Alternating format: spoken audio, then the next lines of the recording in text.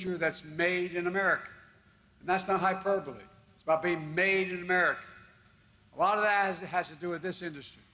I just had a chance to see the work you do here and turn more than 40 million bushels of local corn into 130 million gallons of ethanol a year.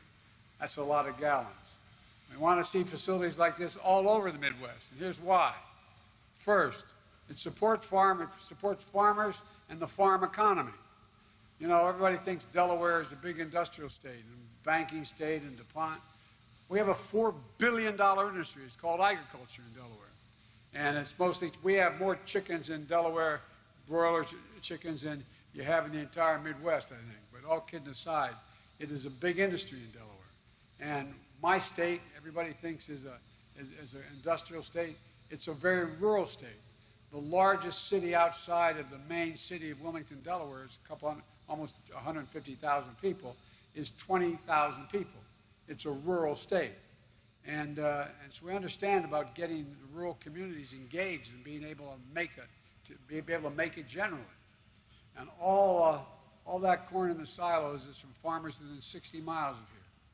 Knowing you have a buyer gives farmers something they don't often have: peace of mind, certitude about where their product can be sold and to get a fair price for it. Second, it creates good-paying jobs. It's estimated there are over 400,000 jobs directly and indirectly supported by this industry nationwide.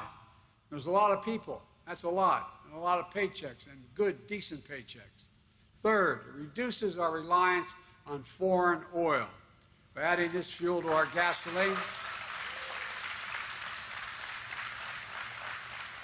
10% or 15%, even more, stretches the supply. And fourth, it gives you a choice at the pump. When you have a choice, you have competition. When you have competition, you have better prices. In addition to all that, you get less harm to the environment, lower greenhouse gas emissions, and you get even byproducts like grain here, which goes into animal feed and which helps cattle producers and lowers their cost. This is an industry with a tremendous future. I've set a goal of zero carbon for aviation sector, for example, by 2050. I've spoken with the leading heads of all major airlines. It's going to require billions of gallons of sustainable aviation fuel. And you simply can't get to net zero by 2050 without biofuels. Aviation.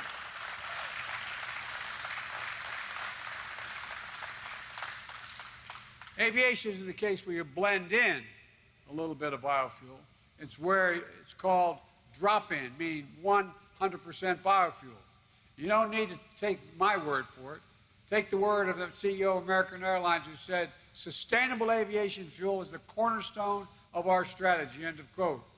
And the CEO of United Airlines, who called the first biofuel-powered flight a significant milestone for our efforts to decarbonize our industry. To bring that future within reach, I proposed a sustainable aviation fuel tax that we brought together the governments, agencies, aircraft manufacturers, airlines, fuel producers, airports, advanced, cleaner, and more sustainable fuels for American aviation. That's how we're going to get there. And we can.